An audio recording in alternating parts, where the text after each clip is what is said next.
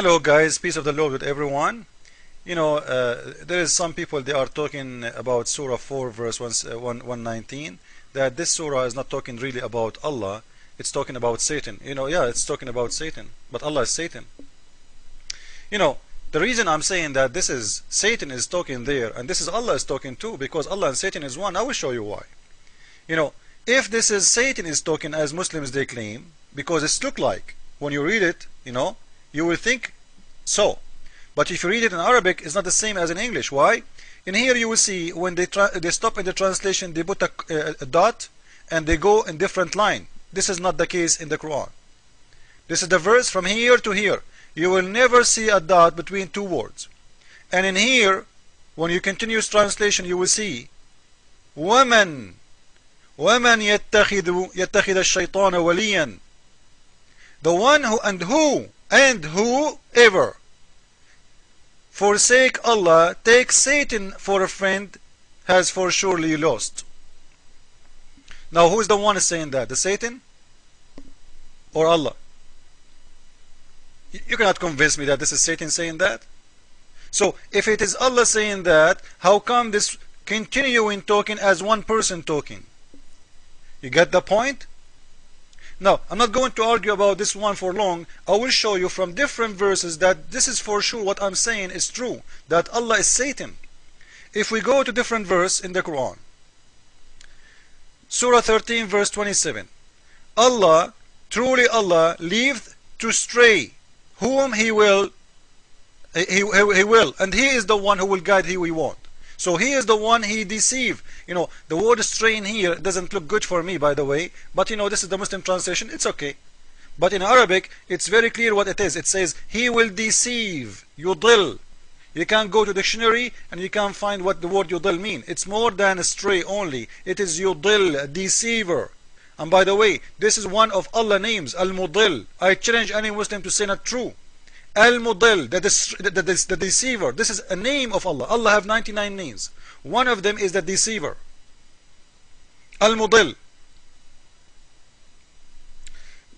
So, in here, Surah 13 verse 27 saying clearly that Allah is the one who will stray and astray people from believing. Is that the only verse in the Quran saying that? No, the Quran is full of it. Surah 16 verse 93. Again Allah, He said, but He leaves straying whom He want or He please, and He guide the one He please too. Who? Allah. So Allah, the one, is the one who He choose who He will guide who. But before He choose He will guide who, He choose He will deceive who. You see it? He start with He straying the one He want. So first decision is about who He will stray who. First decision, the most important thing for Allah is we will deceive who first. Oh, let me think, deceive who. And we remember the story about Jesus Christ who was not crucified in the Quran in Surah 4, where the God of Islam supposedly, He put someone look like Jesus on the cross. He did deceive. He deceived who? He was deceiving the Jewish, he was deceiving the Roman, he was deceiving the followers of Jesus Christ. Why? Because everybody thought Jesus Christ was on the cross, but it wasn't Him. This is a deceiving or not? When you make someone look like Jesus, you clone someone look like Jesus, is that a deceiving or this is saying the truth? Is that a cheating? Is that a lying? What do you want to call it? So, because of the deceive of your God Allah, 3 billion Christians now believe that Jesus was on the cross. Why? Because your God Allah, according to Quran, He put someone look like Jesus in the cross. And you want to tell me that your God Allah is not a Satan? What Satan He want more? He would love to deceive millions. Now, is that the only verse too, saying that Allah is a deceiver? I can show you unlimited verses. Here we go. Surah 35 verse number 8. For Allah leaves to stray whom He wills. He decide He will, He will stray who. And always you see the Quran, He choose, deceiving people before anything, because Allah is so interesting in deceiving. He loves to deceive. And as I said, the biggest deceiving in the history of Allah, according to the Quran, from the mouth of Muslims, when He put someone look like Jesus in the cross. This is a deceiving.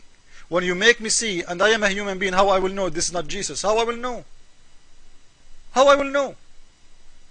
I will wait 600 years after, and somebody come to me and say, hey, Jesus was not him. Allah was playing games with you. Ho, ho, ho, ho. This is garbage. Allah is a deceiver. Allah is a Satan. Because if this is a true story, that Allah, He put someone look like Jesus in the cross, it's very clear evident that Allah is Satan and Satan is Allah. So either you believe in that story, then you are a Muslim, then I'm proving to you that Allah is Satan, or you leave this story, you don't believe in it, and then you will leave Islam. And I advise you to leave Islam. Now, is that the only verse saying that Allah, He is the one, He misguide and He deceive people? The Quran is full of it. Let me show you more. Surah 74, verse number 31. Here we go again. Allah leave to stray whom He pleases. It's up to Him. He's a drunk God. He decide. And always you will see Him, He speak about deceiving first and guiding second. You see it? Deceive He want, and He deceive the one He want. Now to make it short, there's a verse in the Quran that says, if we want to destroy a village, we order the rich people in it to deceive and to do filthy stuff. Why God is ordering people to do filthy stuff in the village? إذا أردنا أن نهلك قرية أمرنا مترفيها أن يفسدوا فيها. If we want to destroy a village, we order the rich on that village to do filth in it, so we will destroy it. So if He want to destroy it, He order rich people to do bad things. So why you order the rich people to do bad things? If He is the one is ordering them, what their fault? Now, to make it short and to show you in a very clear evidence that Allah is Satan for sure, if we read this surah, this verse in here, Surah 2, verse number 7. Allah had set a seal on their heart, and on their hearing, and on their eyes is a veil. And this verse I'm talking about, Muhammad, he stole it from the Bible, but it's not like that in the Bible. In the Bible it says those people, they decide themselves to seal their heart.